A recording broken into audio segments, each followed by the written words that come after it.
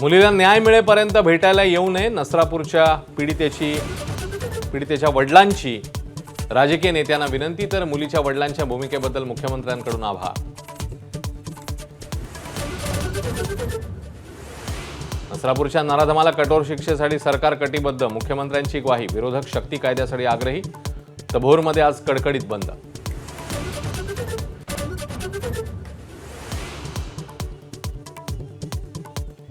नाशिकच्या TCS प्रकरणी धक्कादायक माहिती समोर. शिरखुर्मा आणि थंड पेयातनं गुंगीचं औषध देऊन लैंगिक अत्याचार केल्याची सूत्रांची माहिती.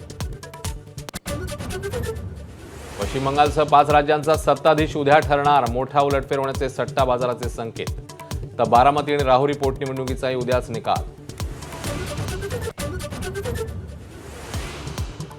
पुढे काय होईल सांगता येणार नाही. ठाकरेंच्या सेनेचे खासदार संजय जाधव यांचं वक्तव्य चर्चांना उधाण, तर चर्चेतनं मार्ग काढण्याचा राऊतांना विश्वास. यवतमाळच्या चिमुकलीच्या मृत्यू प्रकरणी नवा ट्विस्ट. मृत्यू उष्माघातामुळे नव्हे, डॉक्टरांची माहिती.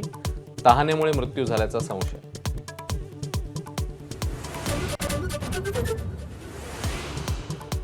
दिल्लीमध्ये गुरुग्राममध्ये एकाच घरात मिळाले 5 जणांचे मृतदेह. पतीनेच पत्नी आणि 4 मुलांची विष पाजून केली हत्या. 5 जणांकडून मारल्यावर पित्याकडून आत्महत्येचा प्रयत्न. दिल्लीमध्ये भल्या पहाटे अग्नितांडव. 4 मजली इमारतीच्या आगीत 9 जण होरपळले. 80 जवानांच्या 5 तासांच्या प्रयत्नानंतर आग आटोक्यात. हिंगोली, बीड आणि धाराशिवमध्ये अनेक पेट्रोल पंप इंधनाविना बंद. कॅन घेऊन वाहन चालक रांगेत, तर बीडचे नागरिक पेट्रोल करता धाराशिवच्या दिशेने. उद्या 5 राज्यांच्या निवडणुकीचा निकाल लागतोय आणि या निवडणूक निकालापूर्वी मुंबईमध्ये सट्टा बाजार मात्र तेजीत आलाय. पश्चिम बंगालमध्ये सत्तांतर अटळ्या असा सट्टे बाजाराचा कौल आहे. तामिळनाडूत द्रमुक, तर आसाममध्ये भाजपला सट्टे बाजारांनी पसंती दिली आहे. मुंबईतही सट्टा बाजार एक्झिट पोल सारखाच कौल देताना पाहायला मिळतोय. अवघ्या काही तासांवर निकाल आलेले असतानाच आता सट्टे बाजार काय सांगतोय ते आपण बघणार आहोत. मात्र मुंबईचा सट्टा बाजार देखील एक्झिट पोल सारखाच कौल देताना पाहायला मिळतोय.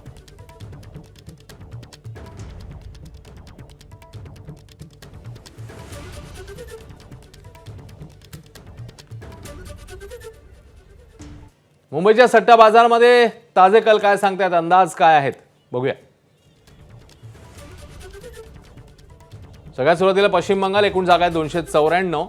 भाजपच्या खात्यात 175 ते 185 जागा जातील असं सट्टे बाजाराचं म्हणणं आहे. तर तृणमूलला 127 ते 132 जागा मिळतील असा अंदाज व्यक्त होतोय. त्यामुळे याकडे सत्तांतर होईल असा सट्टे बाजाराचा अंदाज आहे. तामिळनाडूमध्ये काय होऊ शकतं? एकूण जागा आहेत 234. द्रमुक 145 ते 155 जागा जिंकेल असा अंदाज. तर अण्णा द्रमुक 45 ते 65 जागांवर विजयी होईल आणि TVK 7 ते 9 जो आता पक्ष मैदानात उतरलेला आहे तो 7 ते 9 जागा जिंकेल असा अंदाज वर्तवण्यात आलाय. तर आसाममध्ये एकूण जागा आहेत 126. भाजपला 85 ते 92 जागा मिळतील, म्हणजे भाजप सत्ता राखेल असा अंदाज. तर काँग्रेसला 38च्या घरात जागा मिळू शकतात.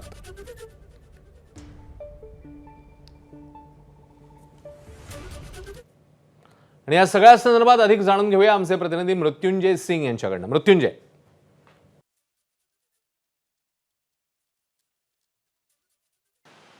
नक्की उद्या 5 राज्यांच्या जे विधानसभा निवडणुकीचा निकाल आहे ते येणार आहे. सगळ्यांचं लक्ष लागलेलं आहे की या 5 राज्यांमध्ये कोण जिंकणार, कोणती पार्टी जिंकणार, ममता बॅनर्जीचं काय होणार आहे, तर तमिळनाडूमध्ये काय होणार आहे. तर आपल्याला अजून उद्याचा वाट पाहावं लागेल. पण तरी मुंबई सट्टा बाजारने जे आपला जे अनुमान व्यक्त केलं आहे ते माहिती समोर आलेली आहे. सगळ्यात पहिलं म्हणजे पश्चिम बंगालमध्ये जे मुंबई सट्टा बाजारने डावलेला आहे तो भाजपवर लावलेला आहे. मुंबई सट्टा बाजारचा असा अनुमान आहे की भाजपला 175 ते 185 असा सीट मिळेल आणि TMC तृणमूल काँग्रेसला 127 ते 132 असं सीट मिळेल. तर तमिळनाडूमध्ये DMK हा परत सत्तामध्ये येईल असा एक अनुमान मुंबई सट्टा बाजारने व्यक्त केला आहे. तमिळनाडूमध्ये 234 असं सीट आहे. असं अनुमान आहे मुंबई सट्टा बाजारचा की 145 ते 155 सीट DMK जिंकू शकते, म्हणजे स्टॅलिनची वापसी होणार आहे. आणि AIADMK भाजप गठबंधन त्यांना 45 ते 60 पर्यंत सीट आहे ते मिळणार आहे. महत्त्वाचं असं आहे की जे सुपरस्टार विजय आहे त्यांची पार्टी आहे TVK ते सिंगल डिजिटमध्ये राहणार आहे असा अनुमान मुंबई सट्टा बाजारचा आहे. तिसरा राज्य आहे आसाममध्ये हेमंत बिस्वा शर्मा जे मुख्यमंत्री आहेत त्यांच्यावर जनतेने भरोसा दाखवला आहे असा अनुमान मुंबई सट्टा बाजारचा आहे। तर दुसरा पुदुच्चेरी आहे जे केंद्रशासित राज्य आहे, तिथे NDAला 15 ते 18 सीट आणि जे दुसरी इतर पार्टी आहे इंडिया अलायन्सची ते 14 ते 17 सीट असं देण्यात आलेलं आहे। म्हणजे एक त्रिशंकू एक विधानसभा होण्याची ही जी शक्यता आहे ती वर्तवली जात आहे। केरळम राज्यामध्ये काँग्रेससाठी गुड न्यूज आहे। जे मुंबई सट्टा बाजारचा अनुमान आहे की काँग्रेसमध्ये UDF आता वापसी करणार आहे। UDF म्हणजे जे काँग्रेस अलायन्स आहे ते 140 मध्ये 78 ते 85 सीट आणि LDF यानी लेफ्ट डेमोक्रेटिक फ्रंट जी पार्टी आहे ते 56 ते 66 असा सीट जे आहे ते जिंकू शकते। म्हणजे काँग्रेससाठी एक चांगली न्यूज समोर आलेली आहे। केरळमध्ये काँग्रेस जिंकू शकते असा हा मुंबई सट्टा बाजारचा अनुमान आहे। आता उद्या याच वेळी आपल्याला स्पष्ट होईल की कोण पार्टी आणि कोण उमेदवार कुठल्या सीटवर जिंकत आहेत। पण मुंबई सट्टा बाजारचा हा अनुमान स्पष्ट आहे की पश्चिम बंगालमध्ये भाजपा, आसाममध्ये भाजपा, पुदुच्चेरीमध्ये त्रिशंकू NDA जिंकू शकते किंवा त्रिशंकू विधानसभा होण्याची शक्यता आहे। तर तमिळनाडूमध्ये DMK स्टॅलिनची ते परत येणार आहे आणि केरळमध्ये काँग्रेस जिंकणार आहे असे मुंबई सट्टा बाजार। त्यामुळे बघावं लागेल आता मृत्युंजय येणाऱ्या काही तासांमध्ये निकाल समोर येणार आहेत आपल्या। बघावं लागेल नेमकी कोण सत्ता राखतंय, सत्ता मिळवतंय, सत्ता काबीज करते। धन्यवाद मृत्युंजय या सगळ्या माहितीबद्दल। इकडे पश्चिम बंगालसह उद्या राज्यांच्या विधानसभा निवडणुकांची मतमोजणी आहे। 5 राज्यांच्या मतमोजणी पाहायला मिळणार आहे। कडेकोट बंदोबस्त आहे।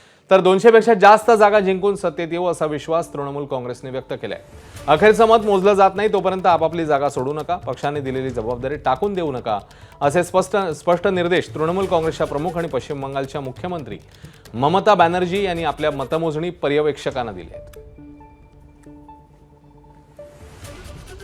रजत वशिष्ठ आपल्यासोबत आहेत या संपूर्ण निवडणुकीच्या अनुषंगाने माहिती द्यायला स्वतः ते तिकडे आहेत। रजत, मला सांग कशी तयारी, नेमकी अवघे काही तास उरलेले आहेत, नेमकं काय सुरू आहे तृणमूलच्या गोटामध्ये, कसा बंदोबस्त आहे, कशी तयारी आहे तृणमूलची? रजत।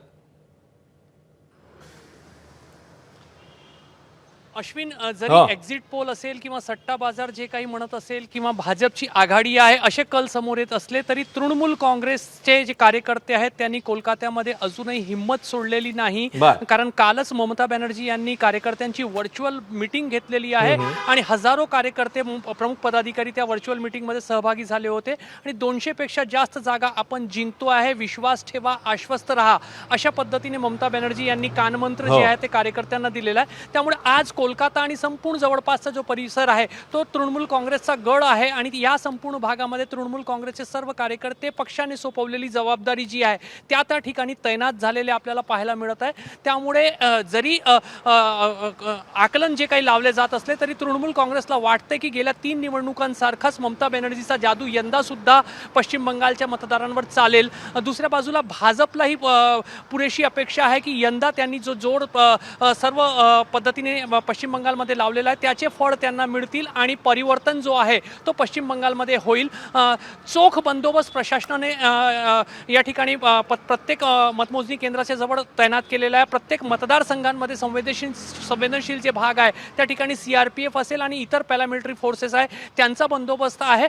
त्यामुळे सर्वांची तयारी, मग तृणमूल काँग्रेसची तयारी असेल, भाजपची तयारी असेल, ती पूर्ण झालेली आहे आणि दुसऱ्या बाजूला प्रशासनाची तयारी सुद्धा पूर्ण झालेली आहे। सर्वात महत्त्वाची बाब, उद्याच्या मतमोजणीमध्ये केंद्रीय अधिकाऱ्यांचा वापर करण्याचा निर्णय जो आहे तो निवडणूक आयोगाने घेतला आणि त्याला तृणमूल काँग्रेस उद्याच्या मतमोजणीच्या वेळेला कसं सामोरं जातं आणि त्यामुळे काही वाद होतात का हे पाहणं सुद्धा महत्त्वाचं राहणार आहे। अश्विन। रजत, धन्यवाद या सगळ्या सविस्तर माहितीबद्दल। बातमीचे अपडेट्स वेळोवेळी जाणून घेतच राहू। बघूया आता अवघ्या काही तासांवर हा निकाल येऊन ठेपलेला आहे। दरम्यान भवानीपूरमध्ये नेमकी कशी तयारी आहे, काय नेमकं वातावरण आहे तिकडचा आढावा घेतलाय आमच्या प्रतिनिधींनी, आपण पाहूया।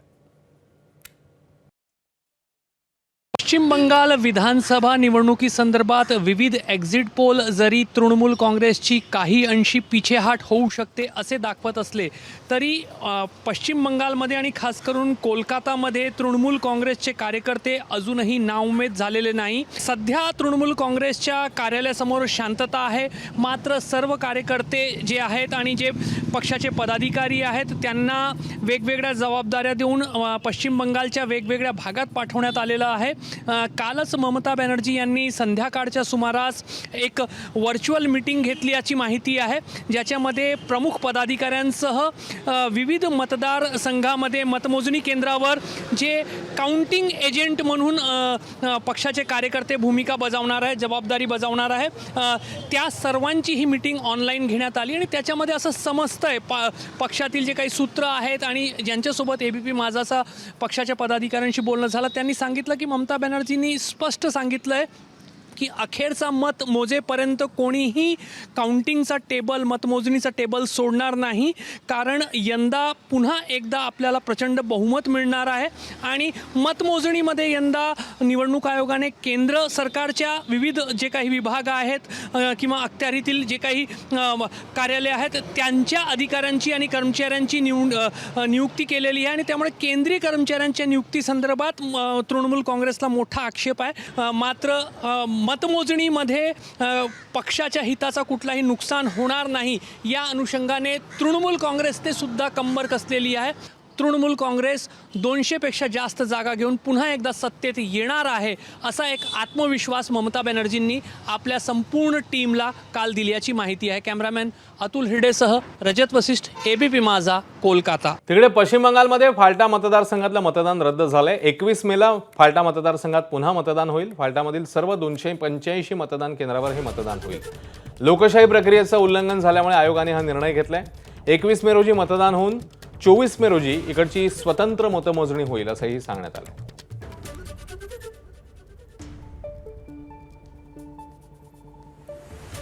तर 21 मेला इकडे मतदान होते आणि 24 मेला मतमोजणी होईल अशी सध्याची माहिती.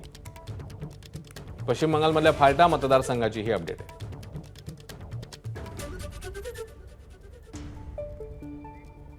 ठाकरेंच्या शिवसेनेचे परभणीचे खासदार संजय जाधव पक्षाला सोडचिठ्ठी देतील अशा चर्चांना उधाण येत आहे. विशेष म्हणजे पक्षप्रमुख उद्धव ठाकरेंनी बोलवलेल्या बैठकीला संजय जाधव अनुपस्थित होते, तर त्यांनी केलेल्या एका वक्तव्यामुळेच आता चर्चा आणखी वाढल्या आहेत. आपल्याला पक्षासोबत प्रतारणा करायची नाही, मात्र दुसरीकडे उद्याची परिस्थिती काय निर्माण होईल ते आज सांगू शकत नाही असं त्यांनी म्हटलं. यावर त्यांच्याशी आम्ही चर्चा करू असं खासदार संजय राऊत म्हणतात. पक्षाचा आजही आदर करतो, कालही करीत होतो, उद्याही करणार. त्याच्यामुळे मी मोठा झालो. त्यांच्याशी प्रतारणा मी कधी केली नाही आणि करायची मानसिकता सुद्धा नाही. परंतु शेवटी परिस्थिती काय काय निर्माण होईल ते उद्याची आज नाही सांगू शकणार. म्हणजे प्रश्नार्थक चिन्ह टाकून सोडतो. शेवटी राजकारण आता समाजकारणावर अवलंबून राहिलेलं नाही, आर्थिक निकषावर राजकारणाला मोठं आता बळ मिळालेलं आहे. हे महत्त्वाचं विधान आहे असं मी मानतच नाही. संजय बंडू जाधव हे त्यांची जी कीर्ती आहे ती एक निष्ठावंत शिवसैनिक म्हणून अनेक खासदारांचंही म्हणणं पडलं की आम्ही मरतो, राबतो, कष्ट करतो, पण शेवटी ऐन निवडणुकीत जो पैशाचा पाऊस पाडला जातो त्यात मतदार वाहून जातात. ही अत्यंत गंभीर गोष्ट आहे लोकशाहीसाठी. जे आमच्या पक्षातून निवडून आले नाही त्यांना निधी द्यायचा नाही विकासाचा, हा राज्याच्या जनतेवर आणि त्या लोकसभा मतदारसंघ किंवा विधानसभा मतदारसंघाच्या मतदारांवरचा हा अन्याय आहे. पुणे जिल्ह्यातल्या भोर तालुक्यातील नसरापूर इथे 4 वर्षांच्या चिमुकलीवर झालेल्या अमानवीय अत्याचार आणि हत्येच्या घटनेने संपूर्ण महाराष्ट्र हादरलाय. या प्रकरणातील पीडित मुलीवर काल रात्री उशिरा अंत्यसंस्कार करण्यात आले आहेत. यानंतर पीडित मुलीच्या वडिलांनी महत्त्वाची भूमिका घेतली आहे. मुलीला न्याय मिळेपर्यंत नेते मंडळींनी आम्हाला भेटायला येऊ नये असं पीडितेच्या वडिलांनी म्हटलं. पुढारी येऊन फोटो काढून राजकारण करतायत असंही वडिलांचं म्हणणं आहे. आता मी अस्थि विसर्जनासाठी देहू येथे आले असताना माझ्या घरच्यांकडून मला फोन आला मित्रांचा की इथे बरेच राजकारणी लोक सांत्वन करण्यासाठी किंवा भेटायला येत आहेत. तर माझी आणि माझ्या कुटुंबाची एकच इच्छा आहे, जोपर्यंत माझ्या मुलीला योग्य तो न्याय मिळत नाही, त्या नराधमाला जोपर्यंत फाशी होत नाही तोपर्यंत एकाही राजकारणाने आमच्या घरी आम्हाला भेटायला येऊ नये, एवढी माझी नम्र विनंती आहे. जेव्हा त्या नराधमाला फाशी होईल तेव्हाच राजकारणी किंवा जे कोण लोक असतील ज्यांना आम्हाला भेटायचे आम्ही त्यांना भेटू. जोपर्यंत त्या नराधमाला फाशी होत नाही तोपर्यंत कुठलाही राजकारणाने माझ्या घरी माझं सांत्वन करण्यासाठी येऊ नये ही माझी नम्र विनंती आहे.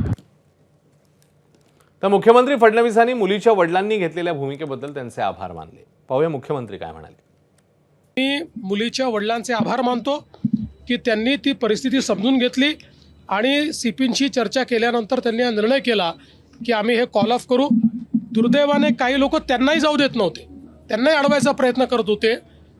ते लोकही कोण आहेत हे लक्षात आलेलं आहे, पण ठीक आहे, आता त्याच्याबद्दल फार काही आपल्याला करायचं नाही आहे. मात्र मुलीच्या वडिलांनी जो काही त्या ठिकाणी ती भूमिका घेतली त्याबद्दल आम्ही त्यांचे आभारी आहोत आणि या कुटुंबाच्या पाठीशी आम्ही शक्ती ताकदीनं उभे राहू. आता त्याचे जुने गुन्हे देखील काय आहेत हे शोधून काढले जातील. कोणी लॅप्सेस ठेवले होते का ते देखील बघितलं जाईल. तर पीडित चिमुकलीच्या वडिलांच्या विचारांशी आपण पूर्णतः सहमत आहोत. अमानुष कृत्य करणाऱ्या आरोपीला कठोरात कठोर शिक्षा व्हायला हवी असं म्हटलंय खासदार मेधा कुलकर्णी यांनी.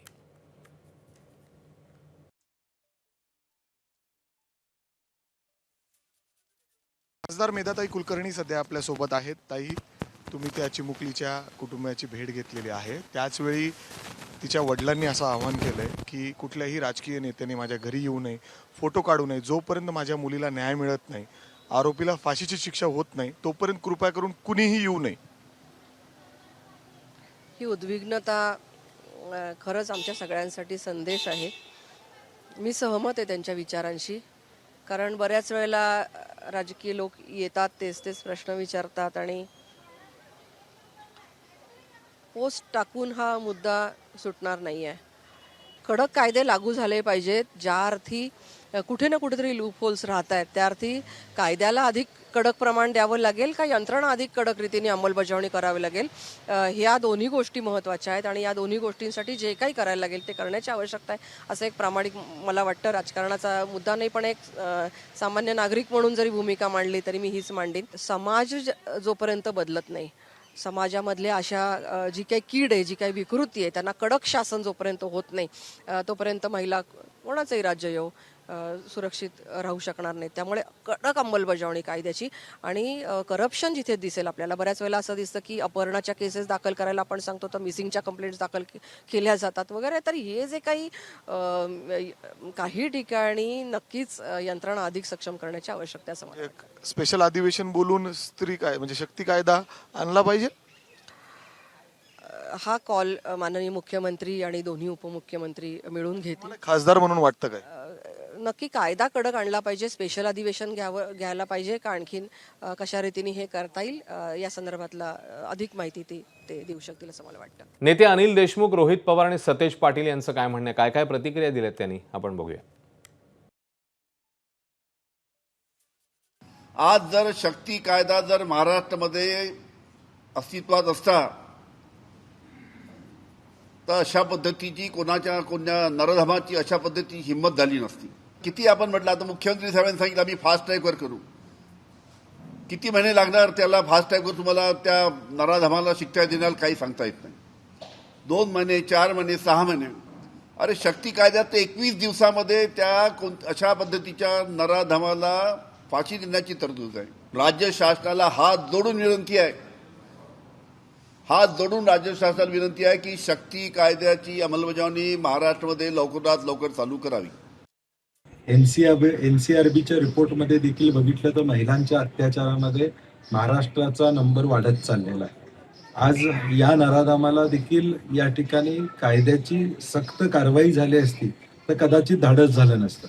पूर्वी देखील या नराधमानं काही गोष्टी या ठिकाणी केलेल्या आहेत. आज हे धाडस वाढतंय का, तर कायदा आणि सुव्यवस्थेचा भीती राहिलेली नाही. मी काही केलं तर चालतंय, जर खरात सुटू शकतो तर मी सुटू शकतो, ही भावना या नराधमाच्या मनामध्ये या ठिकाणी निर्माण झालेली आहे आणि म्हणून कडक कारवाई झाली पाहिजे अशी काँग्रेस पक्षाची या ठिकाणी भूमिका आहे. शक्ती कायदा लवकरात लवकर या महाराष्ट्रामध्ये लागू केला पाहिजे, कारण त्याच्यामध्ये फास्ट ट्रॅक कोर्ट हे इनबिल्ड आहे. म्हणजे तिथल्या तिथं लगेचच्या लगेच प्रत्येक केस, पॉस्कोची केस असू द्या नाहीतर रेपची केस असू द्या, तिथल्या तिथं त्याला एक रूल बुक आहे. त्याच्याबरोबर एक कमिटी निर्माण केली जाते या बाबतीतला फॉलोअप करण्यासाठी आणि बरेच जे काही वेळ आहेत तर तो वेळ मर्यादा या कमी केल्या आहेत तपासापासून सगळ्या. त्यामुळे शक्ती कायदा या महाराष्ट्रामध्ये आणण्यासाठी सरकारने प्रयत्न करावे. आम्ही सुद्धा अराजकीय पद्धतीने त्याला तर आधी पाठिंबा दिलाच होता, याच्या पुढे त्या ठिकाणी पाठिंबा देऊ. नसरापूर घटनेच्या निषेधार्थ शरद पवारांच्या राष्ट्रवादीने आज गुडलक चौकात आंदोलन केलंय. चिमुकलीला न्याय मिळालाच पाहिजे, आरोपीला फाशी झालीच पाहिजे अशी मागणी आंदोलकांनी केली. याशिवाय शिवसेनेच्या महिला कार्यकर्त्यांनी पुण्यातल्या अलका टॉकीज चौकात आंदोलन केलं. नसरापूर घटनेच्या विरोधात त्यांनी घोषणाबाजी केली आहे. तर रिपब्लिकन पार्टी ऑफ इंडियाने खेड शिवापूर टोलनाक्यावर आंदोलन करत नसरापूर घटनेचा निषेध व्यक्त केला.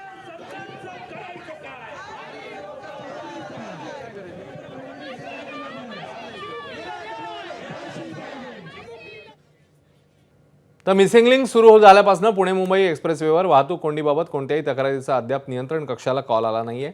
1 मेला महाराष्ट्र दिनी पुणे मुंबई एक्सप्रेसवेवरील मिसिंग लिंक प्रकल्पाचं लोकार्पण झालं आणि कालपासून दोन्ही मार्ग सर्वसामान्यांसाठी वाहतुकीकरता खुले झाले आहेत. मिसिंग लिंक सुरू होण्यापूर्वी अनेक ठिकाणी अपघात आणि त्यामुळे वाहतूक कोंडीचे 10 ते 15 कॉल्स नियंत्रण कक्षाला येत होते.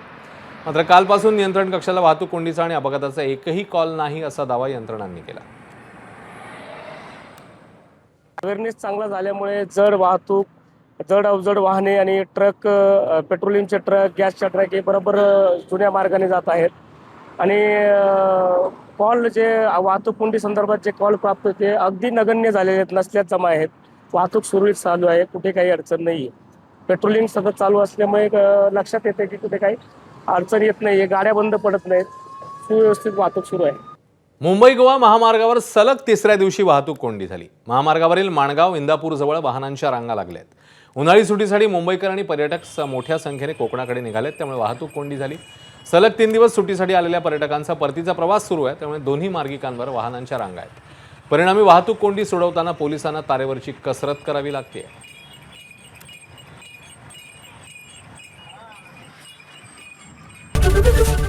एबीपी माझा, उघडा डोळे बघा नीट.